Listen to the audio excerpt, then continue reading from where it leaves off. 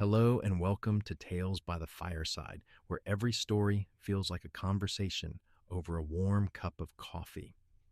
Snow falls thick upon Baker Street, muffling the clop of hansom cabs and the cry of newsboys.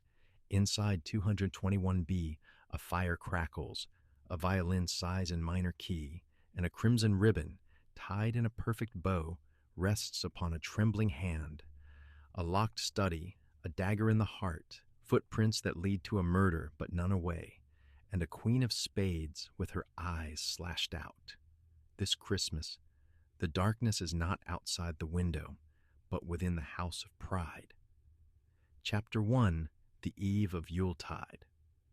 The snow began its silent siege upon London at dusk, falling in thick, deliberate flakes that muffled the clatter of omnibuses and the cries of newsboys alike. I, Dr. John Watson, had ventured out despite the inclemency, drawn by the lure of a brisk constitutional and the promise of mulled wine at the corner of Marylebone Road.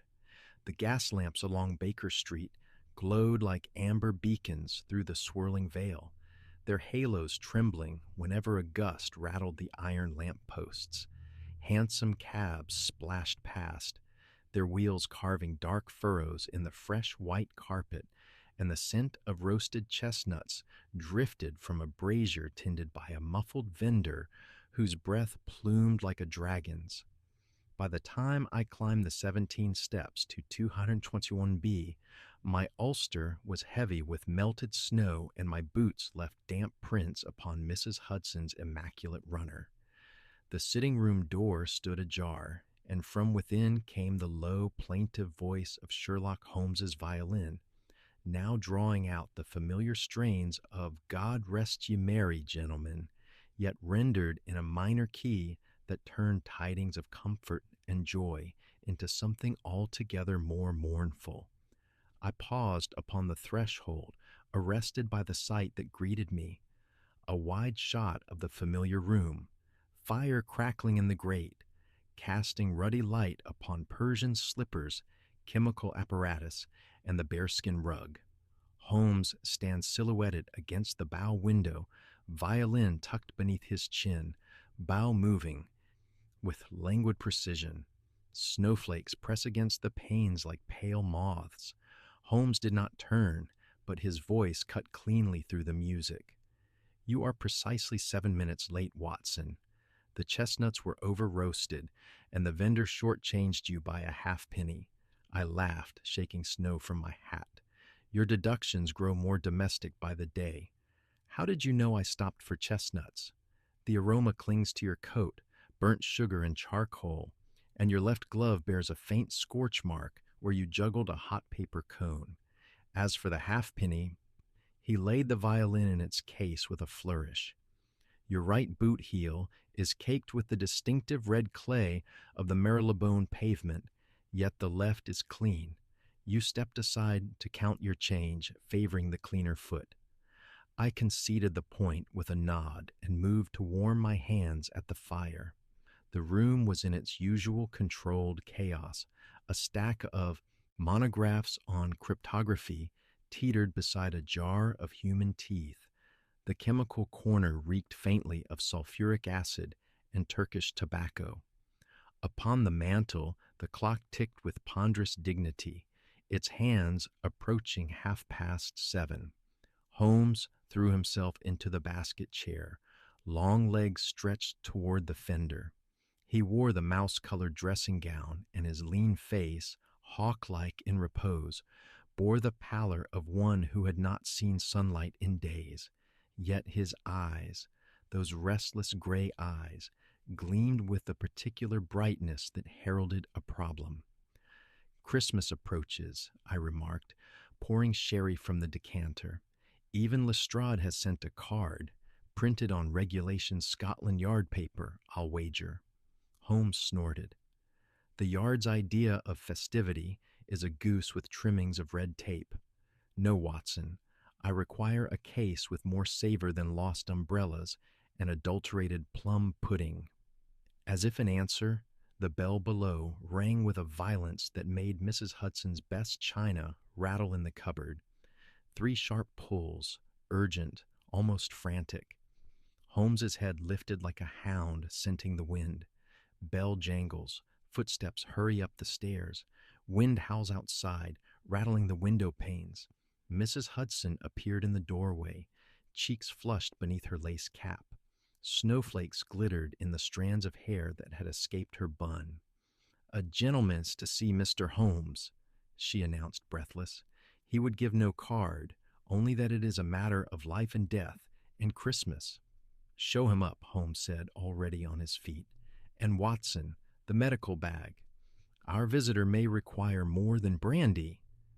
The stranger, who entered a moment later, seemed carved from the storm itself. His greatcoat, once fine astrakhan, was rimed with frost. His top hat dripped meltwater onto the rug. He was tall, perhaps 35, with the sort of face that might have been handsome had not anxiety etched it into sharp angles. His eyes, pale gray, wide, hunted, darted about the room as though expecting pursuit. In his gloved right hand, he clutched a small object wrapped in a crimson ribbon tied in a perfect bow. Key visual, close-up of the gloved hand, ink-stained fingers trembling, the ribbon silk gleaming like fresh blood against the dark leather.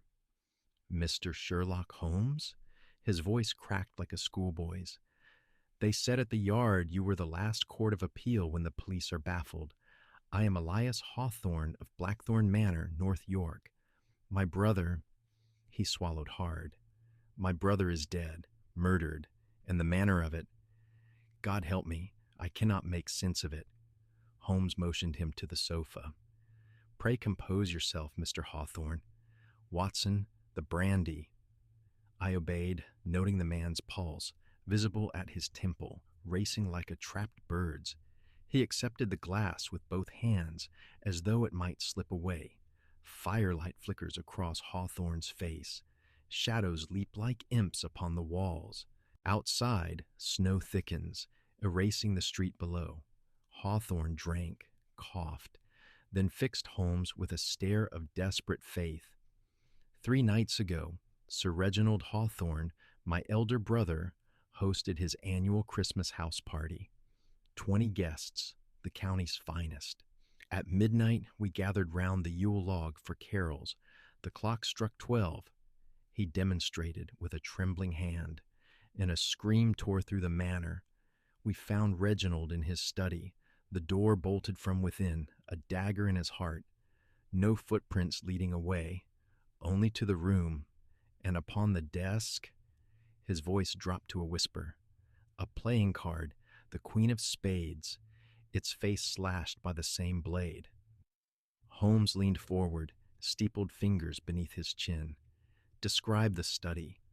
Hawthorne closed his eyes, reciting like a man in a nightmare. Oak-paneled, 1 door, 1 window, barred with iron and sealed by snowdrifts 3 feet deep. The fire low, the candles guttering. Reginald sat at his desk, head fallen forward, the dagger protruding. He gestured vaguely at his own chest. Here, the card pinned beneath the blade, blood everywhere. And the dagger? Foreign. A Qatar, Indian punch grip. Captain Hargreave, one of the guests, served in the Punjab. He owns several. Holmes's eyes narrowed. The scream, whose was it? Hawthorne shook his head. A woman's, we thought. But every lady present denied it. The servants heard nothing until we raised the alarm. I exchanged a glance with Holmes. The locked room, the exotic weapon, the slashed card, each detail rang with theatrical menace. Yet Hawthorne's distress was palpably real. "This was sent to me yesterday," Hawthorne said, voice breaking. "By post, no note, only the York postmark. Someone wants me to know they watch." Holmes took the box with irreverent care, turning it beneath the gaslight.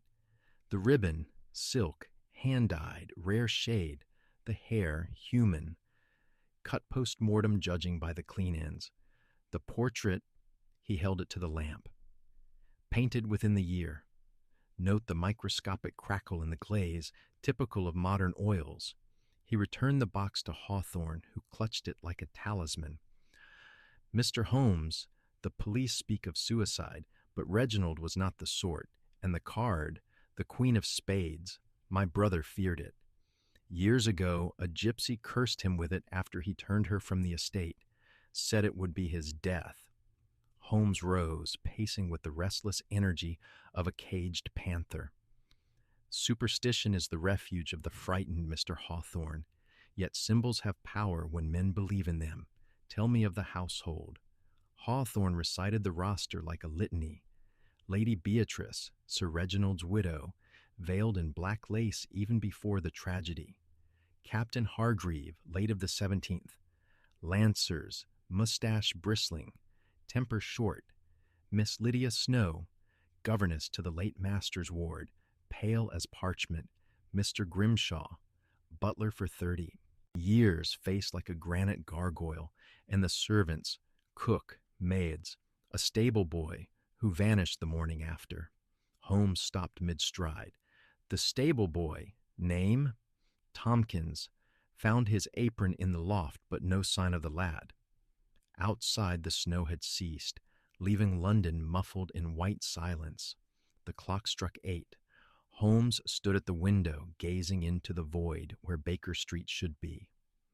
"Watson," he said softly, "pack for the north. We leave on the first train. Mr. Hawthorne, you will accompany us. The Queen of Spades has dealt her hand. Let us see the table." Hawthorne rose, hope and terror warring in his eyes. "You will come? Truly?" Holmes turned, and for a moment the firelight caught the steel beneath his calm. "I have never refused a locked room when it knocks at my door, especially at Christmas." Chapter 2. The Client's Tale. The sitting room at 221B, fire now low, coals glowing like dragon eyes. Holmes stands at the mantel, pipe clenched unlit between his teeth. Hawthorne sits hunched on the sofa, the enamel box open on his lap. The lock of hair gleams black against the crimson ribbon. Watson pours fresh brandy. Outside, the snow has ceased, but the window panes are frosted into lace. Holmes broke the silence with the precision of a surgeon's scalpel. "Begin at the beginning, Mr. Hawthorne. Omit no detail, however trivial. The Queen of Spades is a card of omen. Let us see how the hand was played." Hawthorne drew a shuddering breath. His voice, when it came, was steady only by effort, as though each word were dragged across broken glass.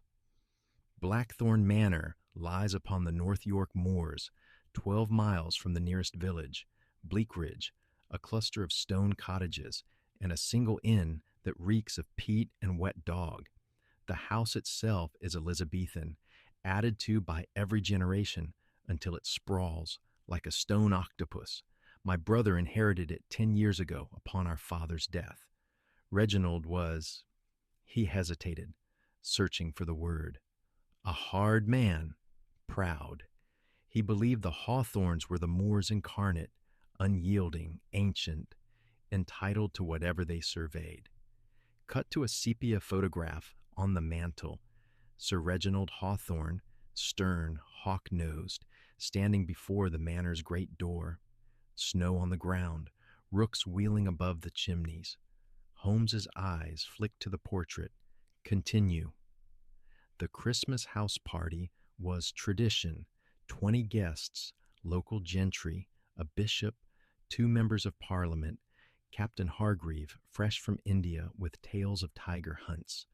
They arrived on the 20th, carriages crunching over frozen ruts. The manor blazed with light, every window a candle, the great hall hung with holly and ivy. The Yule log, cut from an oak felled by lightning, was dragged in by the tenants amid much ceremony. Reginald presided like a feudal lord, ruby port in hand, laughing at jests that were not funny. Hawthorne's fingers worried the ribbon. I arrived the day before the murder, the 22nd. The atmosphere was already strained. Lady Beatrice, Reginald's wife of 5 years, had taken to her rooms with megrims. Miss Snow, the governess, moved like a ghost. Even the servants whispered. Key visual, flashback, great hall, chandeliers dripping wax, guests in evening dress. Lady Beatrice, veiled, descends the staircase like a mourning wraith. Miss Snow at the pianoforte, fingers faltering over Once in Royal David's City. Holmes interrupted. The governess, describe her. 28, perhaps 30. Slender, pale, hair the color of winter wheat. She came to us 3 years ago to teach little Edmund, Reginald's ward, a boy of 8. But the child, Hawthorne's voice cracked. Edmund vanished 6 months past. Drowned, they said, in the beck behind the stables. His body never found.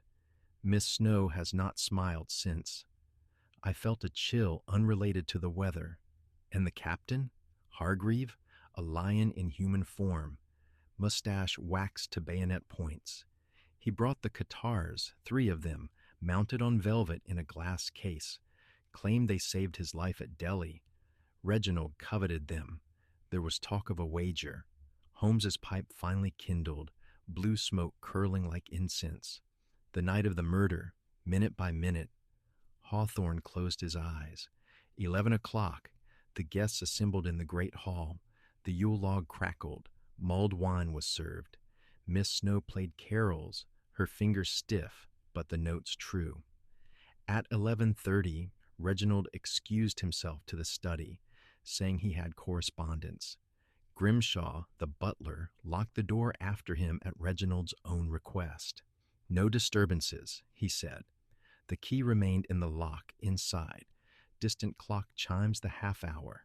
Laughter from the hall, then silence as the study door thuds shut. 11:45, we began the midnight carol in the bleak midwinter. The bishop led, voice quavering. At the stroke of 12, Hawthorne's hands clenched. A scream, high, feminine, cut off as though a hand clamped over the mouth. We ran. The study door was still locked, the key inside. Captain Hargreave shouldered it. Solid oak. Took 3 blows. Inside. He faltered. I pressed the brandy into his hand. He drank, then continued, voice hollow. Reginald sat at his desk, head fallen forward, the guitar buried to the hilt in his chest. Blood soaked his waistcoat, black in the candlelight. The Queen of Spades lay beneath the blade, its eyes scratched out with the dagger's point. The window was barred, the snow outside undisturbed save for footprints leading to the house. None away. The fire was low, but the room warm. No sign of struggle. Key visual. The study door splintered, candlelight flickering on oak panels. Sir Reginald slumped, the dagger's jeweled grip gleaming. The Queen of Spades pinned like a butterfly, its face obliterated. Holmes's voice was soft, dangerous. The scream, direction? From the study, unmistakable, yet every woman present, Lady Beatrice, Miss Snow, the maids, denied it. The men, too. Grimshaw swears he was in the butler's pantry, polishing silver. The footmen were laying the supper table. No one admits to being near the study. And the footprints? Hawthorne shivered. Narrow, heeled, ladies' boots, size 5. They began at the garden gate, crossed the lawn, ended beneath the study window. The snow was virgin beyond that point. Inspector Gregson of the local constabulary measured them, depth consistent with a woman of 10 stone running. But the window was barred from within. The catch rusted shut for years. Holmes paced, pipe trailing smoke like a comet's tail. The card, where did it come from? Reginald's own desk. A new pack, sealed, purchased in York the week prior. The Queen was missing from the deck found in the drawing room. Close-up of the mutilated Queen, eyes gouged, mouth slashed into a rictus grin. A single drop of wax from the candle has hardened upon the pasteboard like a tear. I could not restrain myself. Holmes, it's impossible. A locked room, a bolted window, footprints that vanish, either witchcraft or theater, Holmes finished. Theatricality is the murderer's signature. The Queen of Spades is not a random card. In cartomancy, she signifies a dark-haired woman, widowhood, betrayal. Someone wishes us to see symbolism. Hawthorne's voice dropped to a whisper. There is more. The gypsy, years ago, when Reginald evicted her from the estate for poaching, she cursed him before the servants. The Queen will take you when the bells toll 12 at Christmas. The tenants still speak of it. Holmes waved a dismissive hand. Gypsy curses are the small change of superstition, yet the murderer trades in them.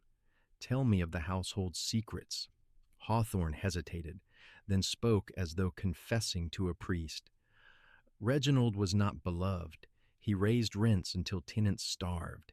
He gambled, lost 20,000 at Ascot last spring. Lady Beatrice married him for the title. There is talk of a lover in London. Captain Hargreave lent Reginald money, 5,000 at ruinous interest. Miss Snow, his voice softened. Reginald ruined her 3 years ago. The child, Edmund, was his. He paid her to stay, to teach the boy, to keep silent. When Edmund drowned, she tried to leave. Reginald threatened to have her committed. Key visual, flashback. Miss Snow in the schoolroom, a small boy at her knee. Sir Reginald looms in the doorway, hand outstretched for the child. The boy clings to her skirts. Holmes stopped pacing. And you, Mr. Hawthorne, what is your stake? I inherit, Hawthorne said simply. The estate, the debts, the shame. Reginald disinherited me years ago for marrying beneath the family. My wife was a solicitor's daughter. He forgave me on his deathbed, or so he claimed in a new will witnessed by Grimshaw. If suicide is proven, the will is void. I lose everything. The fire settles with a soft explosion of sparks. Outside, a church bell tolls 9. Holmes stood motionless, a statue carved from shadow and smoke. At last he spoke. The pieces are these: a locked room, a theatrical murder, a card of omen, footprints that defy logic, a household steeped in motive. The Queen of Spades has been played, but the hand is not yet revealed. He turned to the window. The frost had etched ferns across the glass. Beyond, Baker Street lay buried in white silence. Watson, the Bradshaw. We depart on the 6:15 to York. Mr. Hawthorne, you will secure us rooms at the manor. Say we are distant cousins come for the funeral. The game, as our adversary intends, is afoot. Hawthorne rose, the enamel box clutched to his chest. You believe it murder, then? Holmes's smile was thin, wintry. I believe in footprints that lie, locks that deceive, and screams that echo after the throat is silenced. The rest is detail. Chapter 3. Footprints in the fog. Dawn over King's Cross, smoke and steam billowing like battle standards. The York Express hisses at Platform 3, frost on the rails glittering like powdered glass. Holmes, Watson, and Hawthorne board a first-class compartment. Cut to the moors. The train snakes north through white desolation, rooks wheeling above skeletal trees. The journey north was a study in contrasts. Within our compartment, the gas lamp glowed a civilized amber. Outside, the world had been bleached to monochrome. Snow lay in drifts deeper than a man's height, and the telegraph wires sagged beneath their burden of ice. Hawthorne sat opposite us, the enamel box upon his knee, staring at the lock of hair as though it might speak. Holmes, wrapped in his ulster and deerstalker, read a monograph on medieval locksmiths. I attempted the Morning Post, but the print blurred beneath the vibration of the wheels.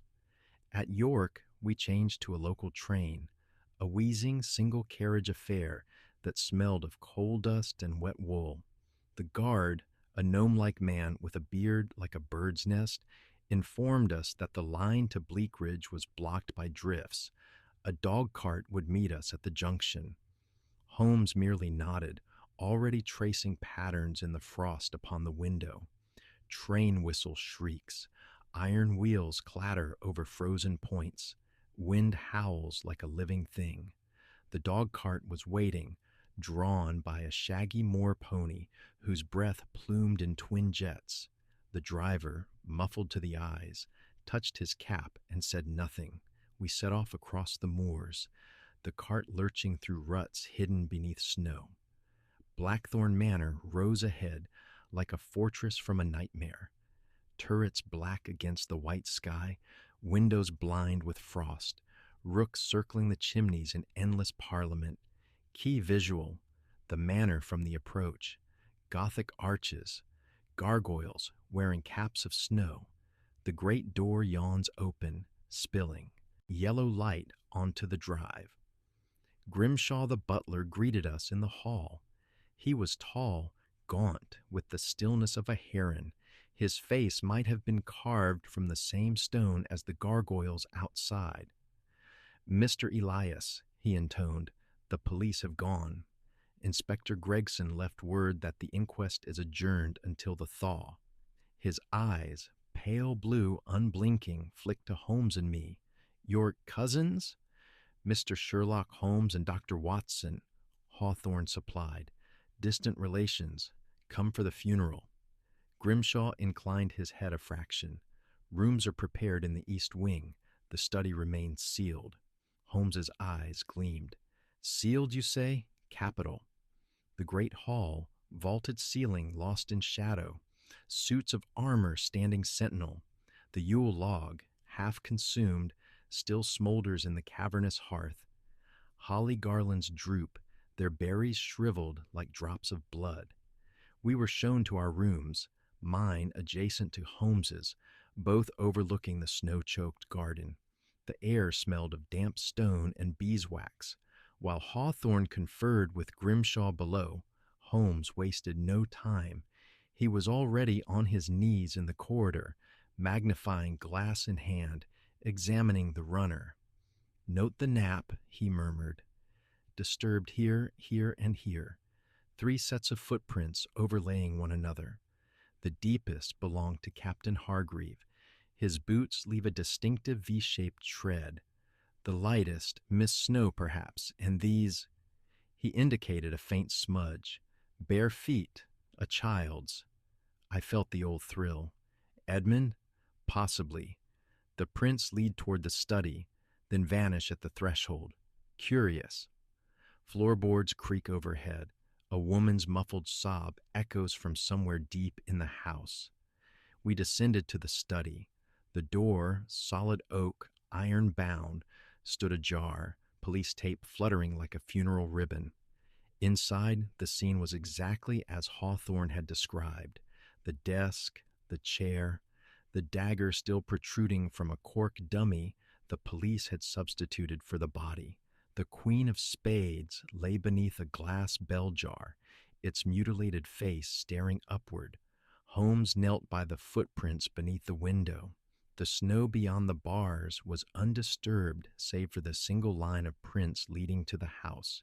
He produced a tape measure, 9 inches long, 2.5 wide, heel impression deeper than the toe. Someone running toward the manor, not away. The depth, approximately 1 inch, suggests a weight of 9 stone, perhaps 10, yet the stride, he measured between prints, 28 inches, a woman running in panic, or a man taking shorter steps to mimic one. Key visual, close-up of the footprints, narrow, elegant, the snow compressed into perfect ovals. A single drop of wax has fallen from the study window, frozen mid-drip like a tear. I examine the bars. Rusted solid. No give at all. Holmes tested them with a gloved hand.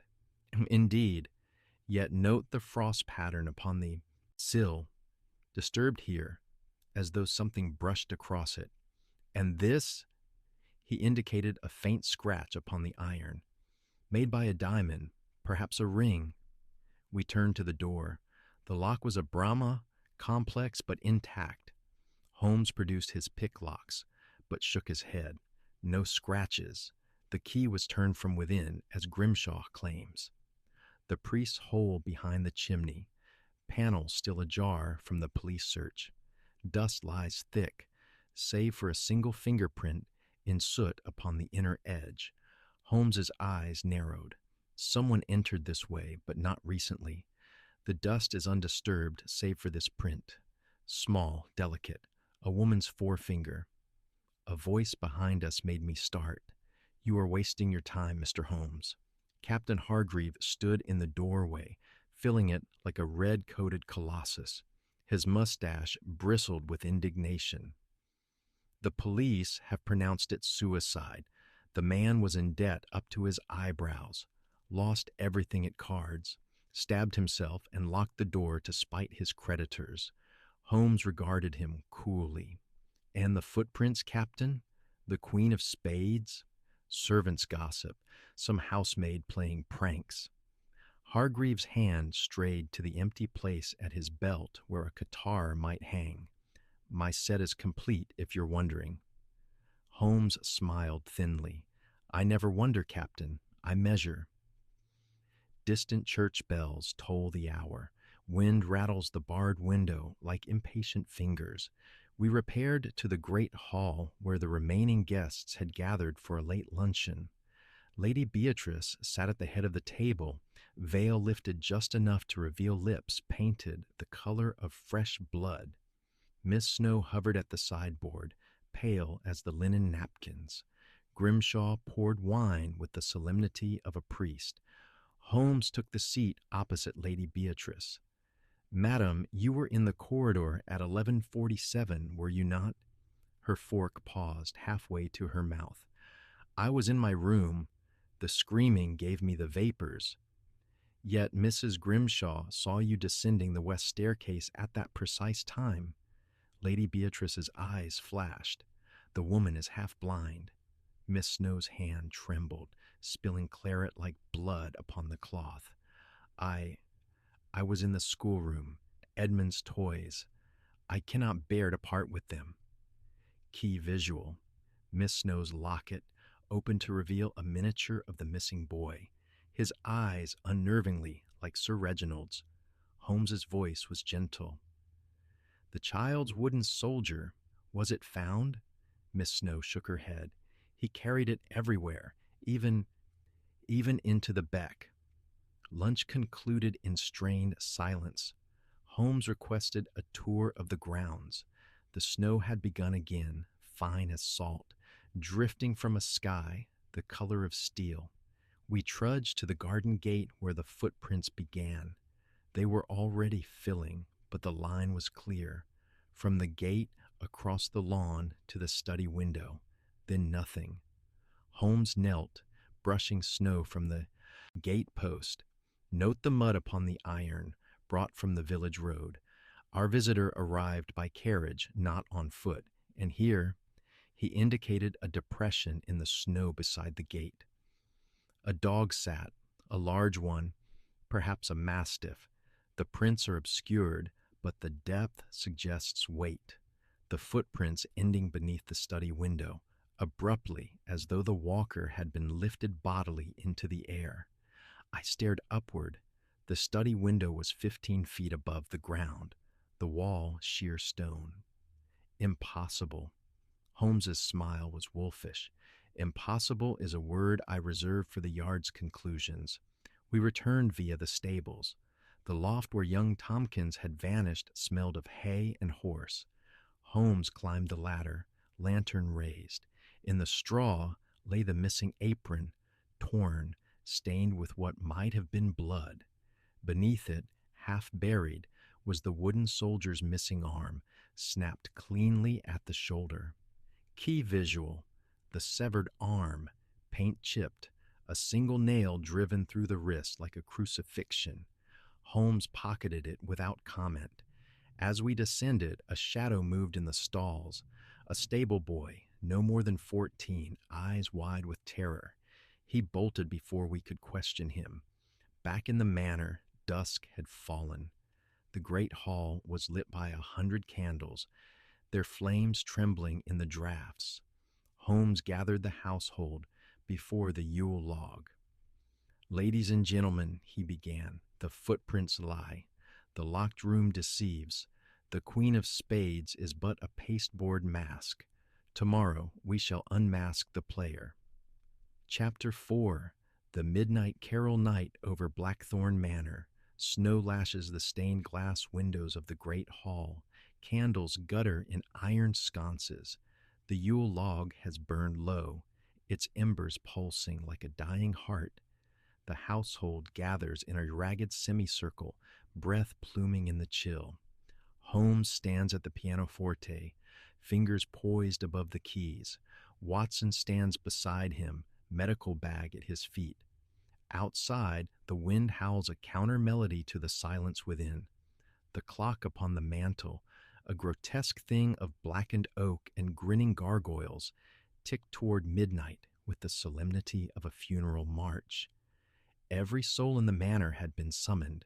Lady Beatrice, in her black lace, veil drawn back to reveal eyes red-rimmed from weeping or rage. Captain Hargreave, boots polished to a mirror despite the hour, pacing like a caged tiger. Miss Snow, clutching a hymn sheet as though it were a shield.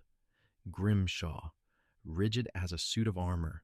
And the servants, cook, housemaids, the trembling stable boy who had fled the loft, huddled at the rear like sheep before wolves. Holmes's voice cut through the tension like a bell through fog. "Tonight we recreate the scene, precisely as it occurred 3 nights ago. Miss Snow, if you would resume your place at the instrument." Miss Snow hesitated, then obeyed. Her fingers, pale and thin as icicles, settled upon the keys. She began, "In the bleak, midwinter," the same carol, the same tempo, 72 beats per minute. The bishop, summoned from his nearby rectory despite the storm, led the singing in a quavering baritone. The guests joined, voices thin and strained, the words hanging in the frigid air like frost crystals. The pianoforte's notes ring clear, then falter as Miss Snow's hands tremble. Wind rattles the windows. A branch scrapes the glass like fingernails. The metronome, found earlier in the study, ticks in perfect synchrony upon the mantel. Holmes watched the clock. At 11:45, he raised a hand. "Sir Reginald's departure. Grimshaw, the door." The butler moved with mechanical precision. He crossed to the study door, still splintered from Hargreaves' shoulder, and mimed turning the key. Click. The sound echoed like a gunshot in the hush. Flashback overlay. Sir Reginald, port glass in hand, bows mockingly to the company before vanishing into the study. The door closes. The key turns. The carol continued. At 11:50, Holmes produced a pocket watch. The scream approaches. The guests shifted uneasily. Lady Beatrice's gloved hand flew to her throat. Captain Hargreaves' mustache twitched. Miss Snow's playing grew ragged. A wrong note jarred the harmony. 11:55. 11:58. The clock's hands crawled like insects. Midnight. The clock strikes 12, deep, sonorous, each chime a hammer blow. On the final stroke, a scream tears through the manor, high, feminine, cut off as though a hand clamped over the mouth. It comes from the study. The company froze. The bishop's hymn died in his throat. Miss Snow's hands crashed upon the keys in a discordant shriek. Captain Hargreave was already moving, boots thudding across the flagstones. He reached the study door, locked as before, and threw his weight against it. Once, twice, the oak shuddered. On the third blow, it splintered inward. Key visual. The study, exactly as before. The cork dummy in the chair. The guitar protruding. The Queen of Spades beneath the glass jar. But now, A single candle nearest the body has guttered out, though the others burn steady. Wax has dripped onto the card, sealing one gouged eye like a tear. Holmes was first inside, lantern raised. "Note the candle," he murmured to me. "It extinguished before the scream. The draft came from within the room, not without." I examined the catar. The blade was clean, no blood, of course. The police had taken the original, but the grip was warm to the touch. Someone held this recently. Holmes knelt by the fireplace. The priest's hole gaped behind the chimney, its panel ajar. He produced the wooden soldier's severed arm from his pocket and laid it upon the hearth. "The metronome. Where was it found?" Grimshaw's voice was a croak. "Upon the desk, sir, ticking still when we entered." Holmes wound the device and set it beside the soldier's arm. Tick, tick, tick. The rhythm matched, the carol exactly. Close up of the metronome, its pendulum swinging like a hanged man. The soldier's arm twitches with each beat as though alive. Captain Hargreave blustered. "What devilry is this? The man stabbed himself. End of story." Holmes's smile was thin. "Then explain the footprints, Captain, or the scream that issued from a room locked and empty." Lady Beatrice swayed. "I heard nothing until the alarm. I was in my boudoir, applying sal volatile." Miss Snow whispered, "The child." Edmund's voice. "I thought I heard him cry out." A child's sob echoes faintly from the walls, then silence. The candles flicker as one, though no draught stirs. Holmes strode to the window. The bars were intact, the snow beyond undisturbed, save for the single line of prints leading to the house. He opened the casement. Iron hinges screamed in protest and leaned out. The footprints ended directly beneath, the snow compressed into perfect ovals. 9 stone, he repeated, yet the stride, 28 inches, a woman running, or a man in woman's boots, taking care to mimic panic. He scraped frost from the sill.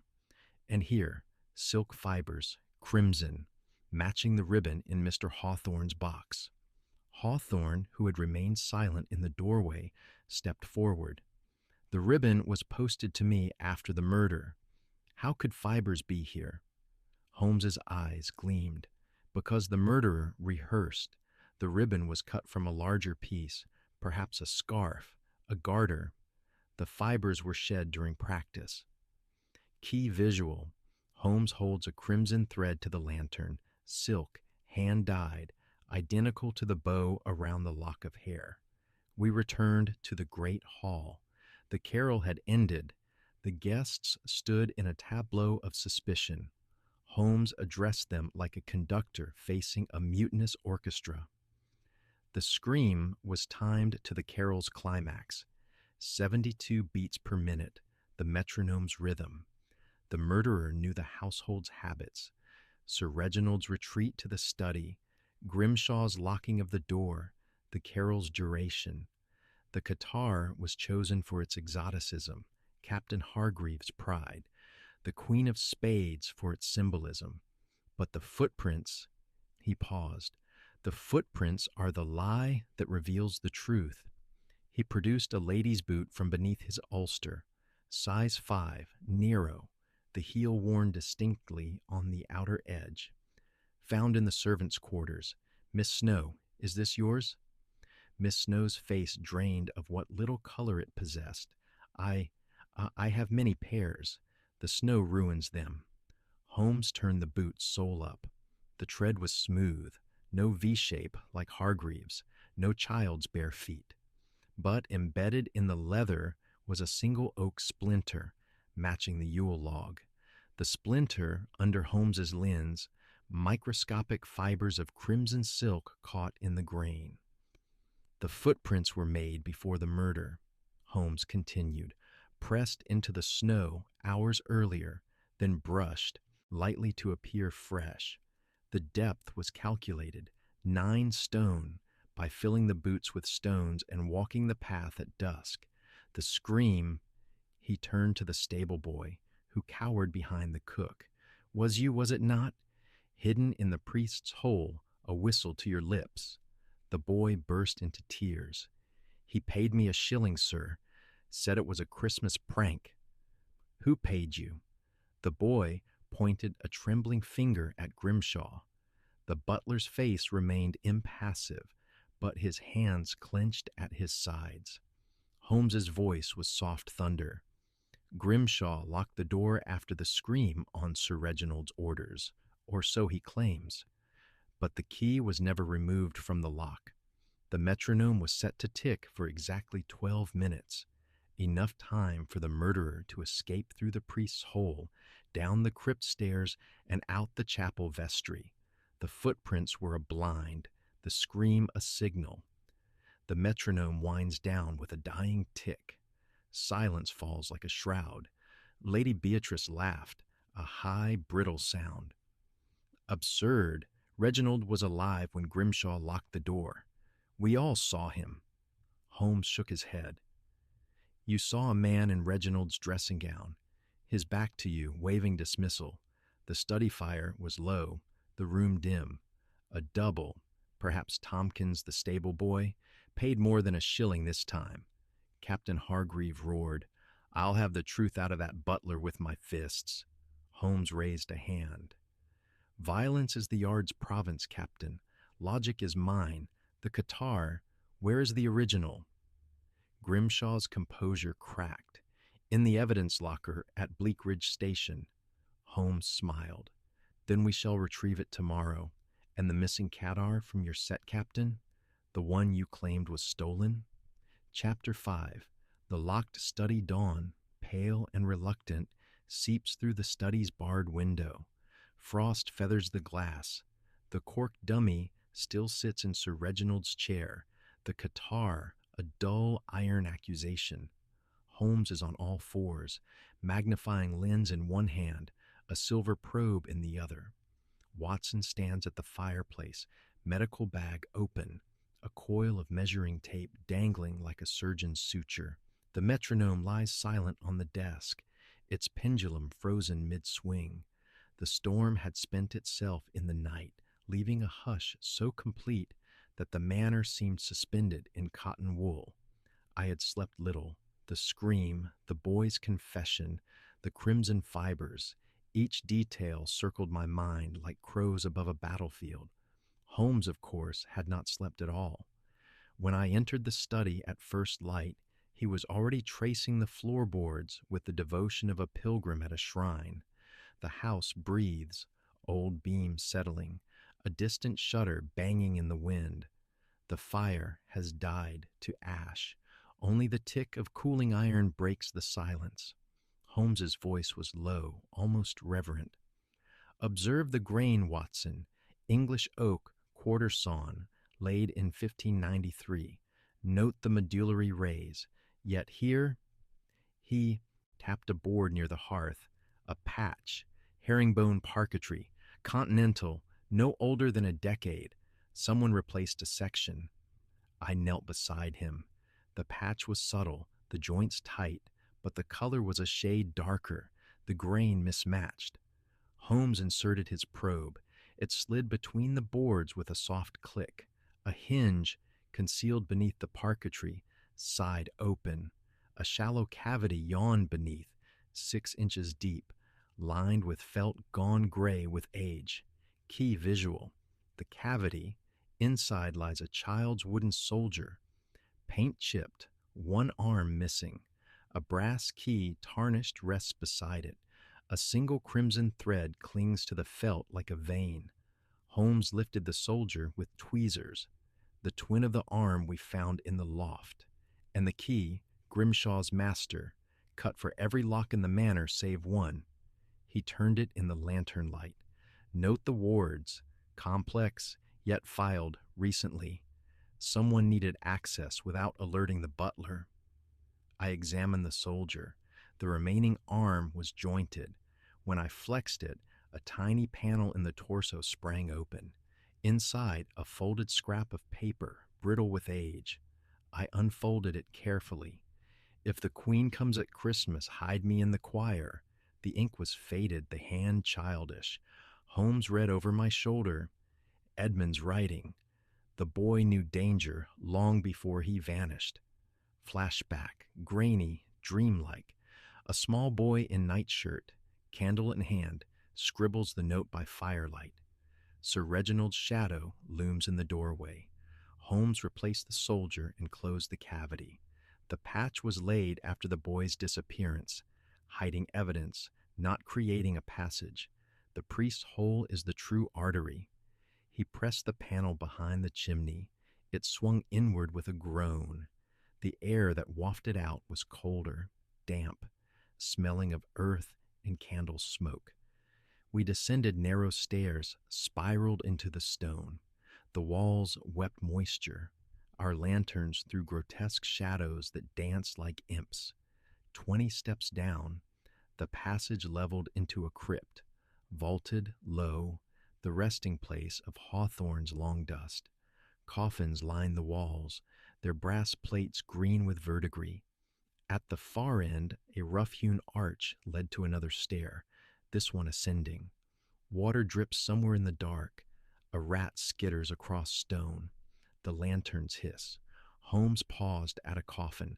Sir Reginald Hawthorne, 1708 1844. The lid was askew, a hand's breadth. He lifted it. Inside, not bones, but a bundle of oilskin. He unwrapped it carefully. A second guitar, identical to the murder weapon, its blade wrapped in crimson silk. A pack of cards, new, sealed, the Queen of Spades missing, and a ledger bound in black leather. Key visual, the ledger, pages filled with meticulous entries, debts, bribes, a column marked ES with sums paid monthly. The final entry, dated 3 days before the murder. Final payment, silence assured. Holmes's eyes gleamed. ES, Edmund Snow perhaps, or Elias Snow, our client's secret name for the boy. The payments began 9 years ago, shortly after Miss Snow arrived. We ascended the second stair. It emerged behind a tapestry in the chapel vestry, a cramped room smelling of incense and mildew. The outer door was bolted from within, but the bolt was newly oiled. Footprints, small bare, led from the crypt to the door, then vanished into the snow outside. The chapel, moonlight through stained glass, paints the floor in blood and sapphire. The altar cloth is rumpled. A child's handprint mars the dust. Back in the study, Holmes examined the guitar from the coffin. The twin, the murder weapon was swapped after death, explains the warmth you felt last night. The original is with Gregson. This one was planted to mislead. He tested the blade. Dull, theatrical, not lethal. I stared at the cork dummy. Then Sir Reginald was dead before the scream? Holmes nodded. Poison, most likely. The guitar a flourish. Note the pupils in the police photographs. Pinpricks, opium derivative, perhaps, administered in the port. A church bell tolls 6. The manor stirs awake. Footsteps echo in the corridor. Grimshaw entered, bearing a tray of coffee. His eyes flicked to the open priest's hole. The coffin's contents spread upon the desk. For the first time, his composure cracked, lips whitening. Holmes's voice was silk over steel. The crypt key, Grimshaw. You have it. The butler set the tray down with exaggerated care. Sir Reginald trusted me with all keys, including the one to the chapel vestry, the one used to admit a child in the night.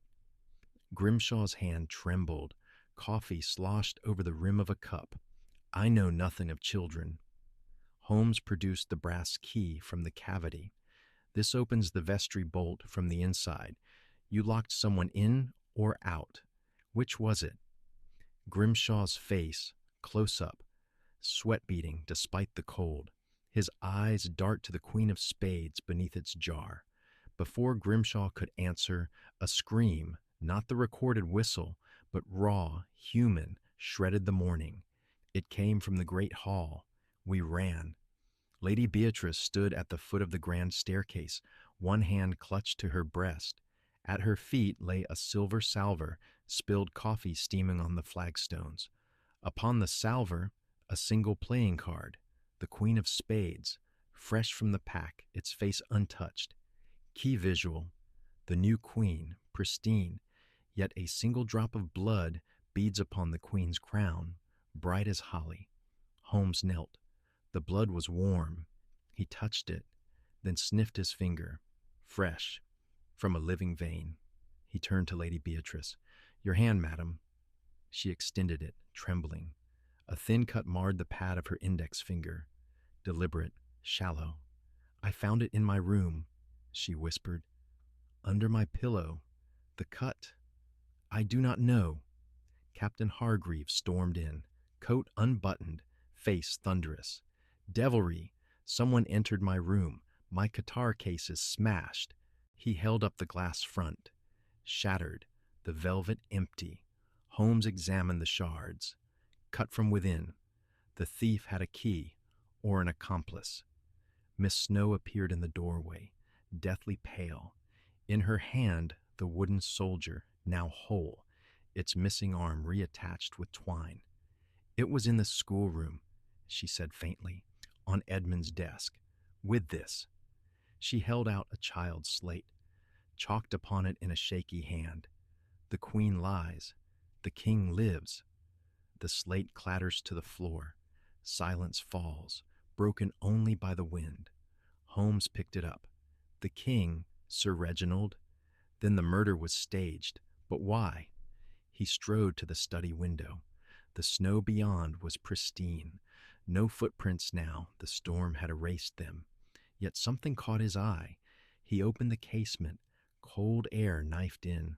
Upon the sill, half buried in frost, a child's bare footprint, leading away from the manor toward the moors. Chapter 6. The Scarlet Ribbon. Mid-morning. The schoolroom is a frozen reliquary. Dusty globe, cracked slate, a child's chair overturned. Sunlight, thin and white, filters through frost-laced windows. Holmes stands over the desk where the wooden soldier now sits upright, arms akimbo like a defiant sentinel. Watson kneels, examining the twine that binds the reattached limb. Miss Snow hovers in the doorway, hands clasped as if in prayer. Holmes lifted the soldier, turning it to the light. The twine, scarlet silk, hand-spun, identical to the ribbon in Mr. Hawthorne's box, and the fibers on the study sill. Someone wishes us to follow the thread. He sniffed the twine. Beeswax and lavender, Miss Snow's scent. Miss Snow flinched, as though struck. I tied it this morning. The arm was in my work basket. I thought Edmund had returned it. Key visual, close-up of the twine under Holmes's lens, microscopic flecks of dried blood caught in the weave. I examined the cut on the twine's end. Fresh, made with embroidery scissors. Note the bevel. I glanced at Miss Snow's chatelaine. A tiny pair glinted there. Holmes's voice was gentle steel. You entered the study last night. After the scream, you left the slate message. Miss Snow's knees buckled. She sank into the child's chair, the wood creaking like old bones. I had to. Edmund is alive. I know it. The soldier, he leaves them for me. First the arm in the loft, now this. He's trying to tell me where he is. Wind rattles the window. A raven croaks outside. The globe spins slowly, though no hand touches it. Holmes knelt before her. Begin with the ribbon. Why scarlet? Tears carved channels through the powder on her cheeks. Reginald gave it to me 3 years ago when I quickened with child. Tie up your shame, he said. I kept it. After Edmund, after the beck, I used it to bind his toys, so he would know me wherever he was. Hawthorne entered, face ashen. The police are returning. Gregson has the original. Qatar. He demands the house be searched again. Holmes waved him silent. Miss Snow, the crypt, you've been there. She nodded, trembling. At night, through the chapel vestry. I leave bread, a candle. Sometimes it's gone by morning, sometimes footprints. Flashback, Miss Snow in the crypt, lantern trembling. A small bare foot steps into the circle of light, then vanishes. A crust of bread is missing. Holmes stood. Watson, the ledger from the coffin, page 43. I opened it. The entry, ES 50, 15th instant. Silence, boy inquire. Beneath, in a different hand, childish, hurried. Mama, the queen is coming. Miss Snow gasped. That's Edmund's writing. Holmes's eyes blazed. The choir beneath the chapel, not the crypt proper, but the old chantry, sealed since the Reformation. He strode to the window. The footprint in the snow led not to the moors, but toward the chapel's north wall, a low, forgotten door half buried in drift. We assembled in the chapel, Holmes, Watson, Hawthorne, Miss Snow, Grimshaw, under guard by Hargreave. The north door was locked, the key long lost. Holmes produced the brass master from the floor cavity. It turned with a scream of rust. Key visual. The chantry door swings inward. Stone steps spiral down into darkness. A child's handprint, fresh, mars the dust on the rail. We descended. The air was warmer here, thick with tallow and fear. At the bottom, a chamber no larger than a cell. A straw pallet, a tin cup, a single candle stub. Upon the pallet, the missing stable boy, Tompkins, bound, gagged, eyes wide with terror. Beside him, a boy, no more than 9, curled like a fox cub. Edmund, alive. The boy's sob, small, ragged. Chains clink softly. Miss Snow flew to him. Edmund! She tore at the rags binding him. The child clung to her, face buried in her neck. Holmes knelt by Tompkins, cutting his bonds. Who chained you? The boy's voice was a croak. The master, Sir Reginald, said I'd hang if I spoke. He kept the lad here. Said he was mad, dangerous, fed him scraps. But 3 nights ago, he swallowed. The master came raging, said the boy had to die. I helped him escape, through the vestry. Then the master locked me here. Edmund's wrist, bruised, a crimson ribbon tied like a bracelet. Beneath it, a fresh cut, still oozing. Holmes lifted the child's arm. The blood on the queen this morning. You cut yourself to warn us. Edmund nodded. Papa said the queen would take me if I ran, but Mama's ribbon, it's magic, it brought you. Miss Snow wept silently. Hawthorne stared as though at a ghost. Grimshaw's face was stone. Holmes stood. Sir Reginald lives. The murder was his escape. Debts, disgrace. A bastard son hidden like a leper. He staged his death, swapped the catarrh, left the queen as a blind, but Edmund escaped. The footprint in the snow, his, the slate message, his cry for help. Chapter 7, The Alibi of Snow. The great hall, noon. Snowlight pours through high windows, turning the air to milk. The household stands in a ragged circle around the Yule log's ashes. Edmund clings to Miss Snow's skirts. Tompkins, bruised but defiant, stands beside Grimshaw. Holmes paces before the hearth, the scarlet ribbon coiled in his hand like a serpent. Watson holds the ledger open at the final page. Holmes's voice rang clear above the crackle of fresh kindling. The stage is set, the players assembled. Let us dismantle the illusion piece by piece. He turned first to Captain Hargreave. Your boots, Captain. Hargreave bristled, but kicked them off. Holmes inverted the left. The tread matched the deep prints in the loft, but the heel was worn inward, military habit. These made the stable tracks, but not the lady's footprints to the study. You lent a pair to another. Hargreave's face purpled. I lent nothing. Holmes ignored him, facing Lady Beatrice. Your alibi. The west staircase at 11:47. Mrs. Grimshaw saw you descending in slippers. Yet the footprints outside were heeled boots. You changed footwear in the corridor, left the boots in the linen press. We found them, size 5, crimson silk lining. Lady Beatrice's veil trembled. I walked in my sleep. Key visual. The boots under Holmes's lens, silk lining torn, a single oak splinter embedded like the one in Miss Snow's boot. Holmes whirled to Grimshaw. You locked the study door at 11:30, key inside, yet the key we found in the floor cavity opens the vestry bolt. You had 2 masters that night. Grimshaw's lips thinned. Sir Reginald ordered privacy. For correspondence, Holmes produced the ledger. Or for murder, the final entry on my assault. Final payment, silence assured. Paid to you, Grimshaw. $200 to lock the door, start the metronome, and wait. The butler's eyes flicked to the chapel door.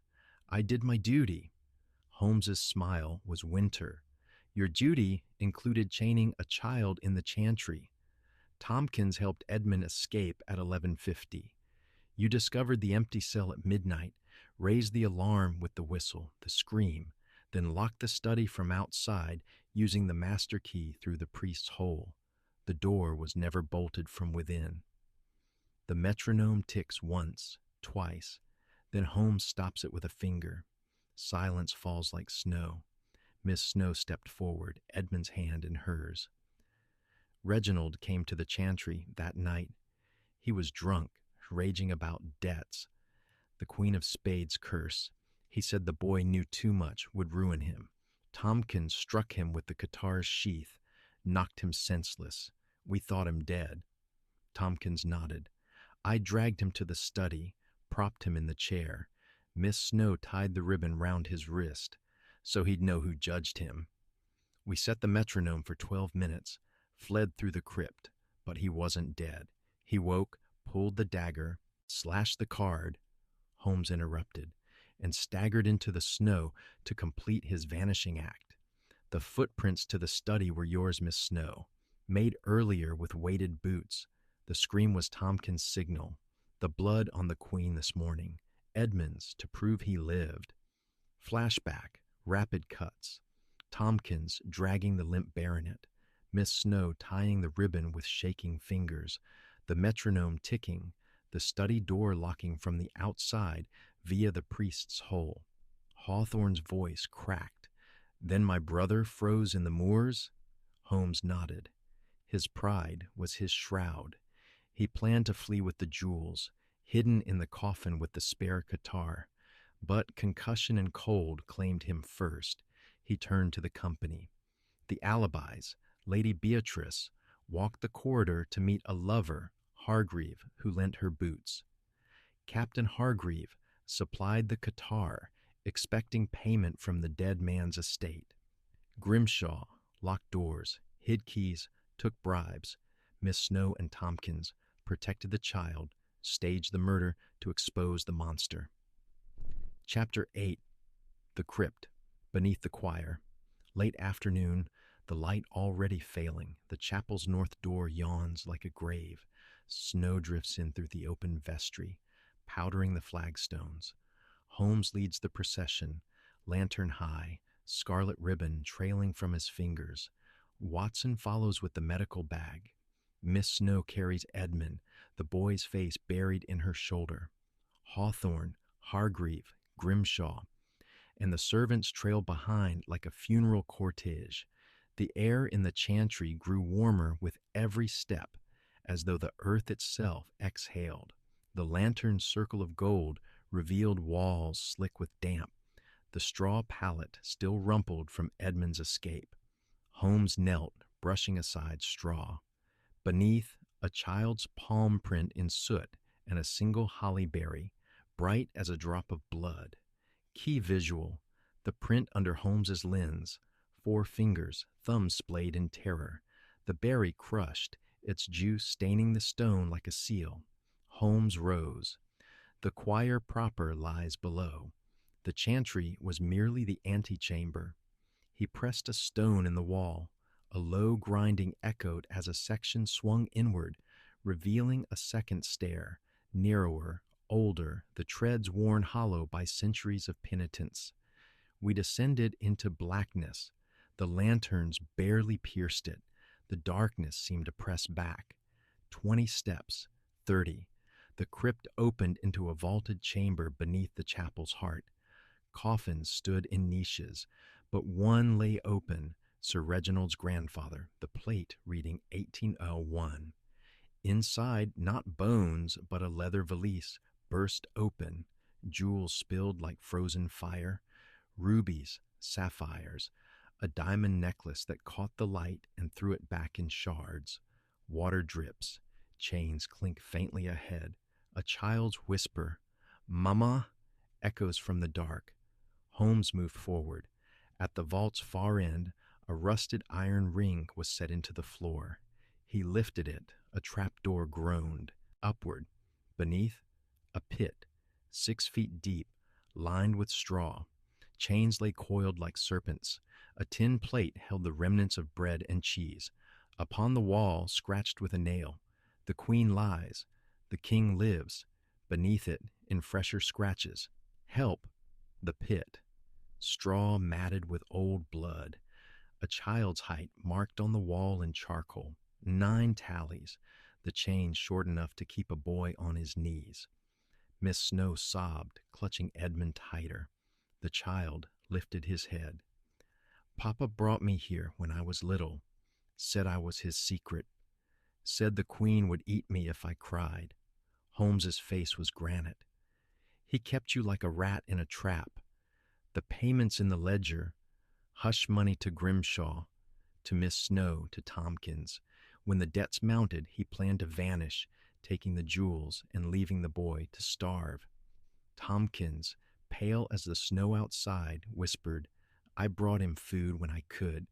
That night he begged me to free him. The master caught us, flew into a rage. I hit him with the guitar sheath. Thought I'd killed him." Key visual. Flashback. Rapid. Strobe lit. Tompkins swinging the sheath. Sir Reginald crumpling. Miss Snow binding the ribbon round the unconscious man's wrist. The metronome set. The flight through the crypt. Holmes lifted the valise. The jewels were to buy passage to America. The spare guitar and card pack. Props for the suicide. But Edmund's escape ruined the timing. Sir Reginald woke, slashed the card in panic, and fled into the snow with the soldier's arm. Perhaps a trophy. Perhaps delirium. We climbed back to the chantry. Holmes paused at the open coffin. "The original guitar, Gregson has it.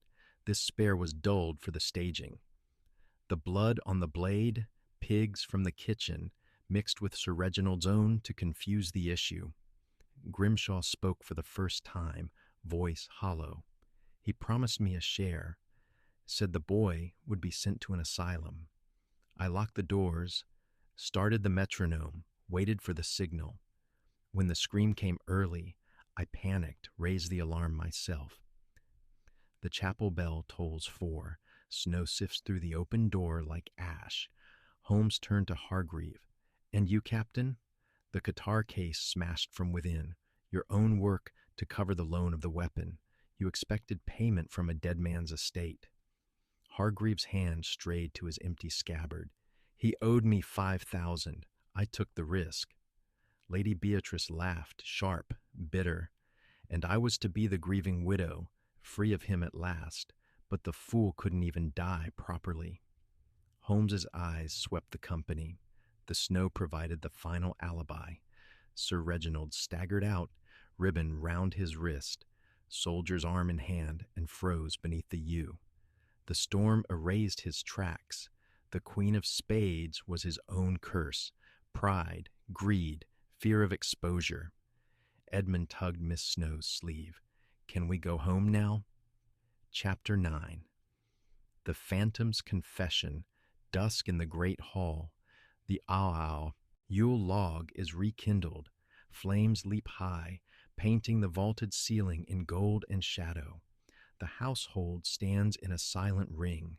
Miss Snow with Edmund asleep against her. Tompkins beside her, defiant. Grimshaw flanked by two constables from Bleakridge, Hargreave and Lady Beatrice apart like islands. Holmes stands before the hearth, the scarlet ribbon now knotted round the wooden soldier's neck like a medal. Watson closes the ledger with a soft thud. Holmes's voice filled the hall, calm as a judge's gavel. The curtain falls. Let us name the rolls. He began with the body beneath the yew. Sir Reginald Hawthorne, alive at 11:50, unconscious but breathing. Tompkins struck him with the catar sheath in the chantry. Miss Snow bound his wrist with her ribbon. They dragged him to the study, propped him in the chair, stabbed the corked dummy with the dull spare catar, and pinned the queen beneath. The metronome was set for 12 minutes, time to flee through the priest's hole, down the crypt, out the vestry.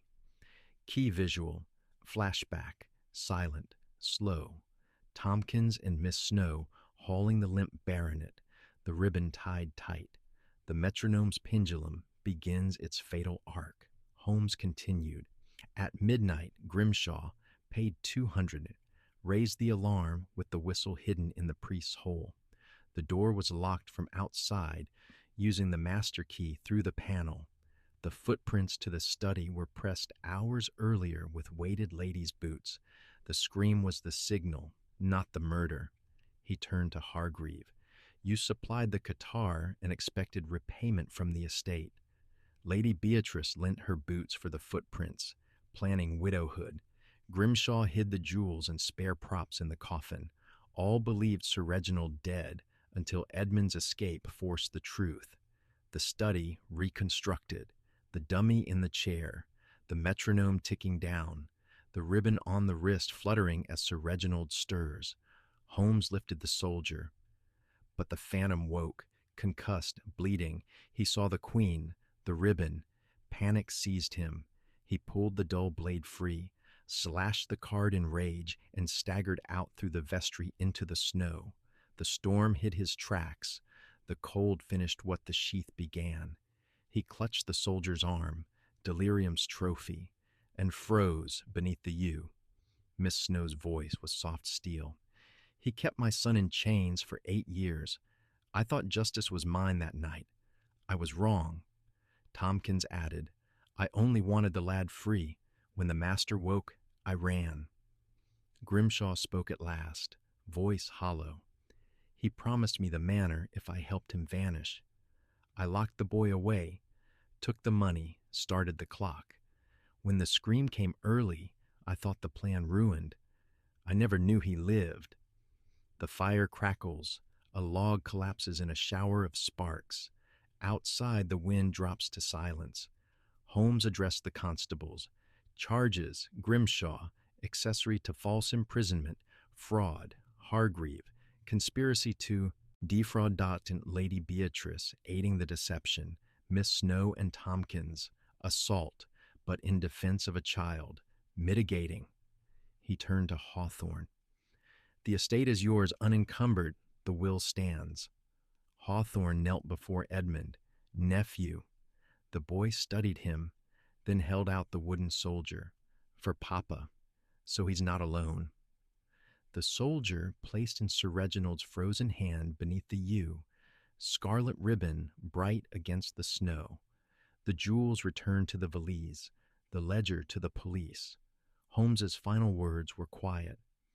The Queen of Spades was never a curse from without, but a mirror held to pride. Sir Reginald saw his own darkness and fled into the snow. The holiday darkness was his making and his ending. Chapter 10. The Light That Lingers. Christmas morning. The manor's great hall glows with candlelight and holly. The Yule log, newly laid, crackles with promise. Snow has ceased.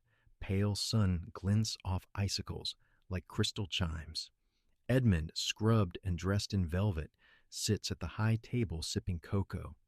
Miss Snow, eyes bright, pours tea for the tenants. Watson stands by the fire. Holmes leans against the mantel, violin tucked under his chin, playing a soft, silent night. The storm had broken in the night, leaving the moors scrubbed clean. Blackthorn Manor, for the first time in years, felt less like a tomb and more like a house. Servants bustled with trays of plum pudding. Children from the village, summoned by Hawthorne, pressed noses to the windows, eyes wide at the tree blazing with tapers. Children's voices rise in God rest ye merry gentlemen. The violin weaves through like silver thread. Sleigh bells jingle faintly outside. Holmes laid the violin aside as Hawthorne entered, the new will in hand. Signed and witnessed, the estate is solvent, debts paid by the jewels. Edmund is legitimized. Miss Snow granted a pension in the dower house. Miss Snow's hand trembled on the teapot. And the boy? Safe. Tompkins is freed. His blow saved a life. Grimshaw, Hargreave, and Lady Beatrice face the assizes in York. Justice, not vengeance. Edmund slid from his chair, wooden soldier in hand. He approached Holmes, solemn. For you, sir, so you remember the darkness and the light. Holmes accepted it gravely.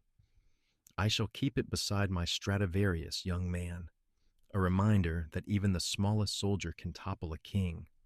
The soldier on the mantel, scarlet ribbon faded but intact, standing guard beside the violin case. Outside, the tenants gathered. Hawthorne addressed them from the steps. Rents halved, the beck bridged, no child hidden again. Cheers rose, muffled by scarves. I joined Holmes at the window. The yew tree stood bare, Sir Reginald's grave already marked by a simple stone. Pride goeth before a fall. Snow had filled the hollow where he lay, erasing the last footprint. The moor, white, endless, yet now pierced by the manor's warm windows. A single robin perches on the yew, red breast bright as the ribbon. Holmes spoke softly. A happy ending, Watson. For some, the boy has a mother, a name, a future. The tenants breathe, yet darkness lingers in every heart. Pride, fear, greed. Christmas merely lights the corners. He lifted the soldier. But light does linger. See how the ribbon catches the sun? The children's choir swells. Sleigh bells approach. A hansom cab, London bound, waits at the gate. We boarded at noon. Edmund waved from the steps, Miss Snow's arm around him. Hawthorne pressed a parcel into my hands. Plum cake, a bottle of 76 port. For Baker Street and for the light. The train south was warm, the compartment fragrant with pine from a sprig Edmund had tucked into Holmes's buttonhole. London greeted us with gaslight and chestnuts. 221B welcomed us with Mrs. Hudson's tea and a fire already laid. 221B, at dusk, the wooden soldier stands on the mantel between the violin and the Persian slipper. Holmes plays Silent Night once more. Major key now, joyful. Outside, urchins sing beneath the lamp. Snow falls soft as forgiveness. Fade on the scarlet ribbon, glowing like a coal in the firelight. Holmes raised his cup. To the light that lingers, Watson. I clinked mine against it, and to the soldiers who carry it.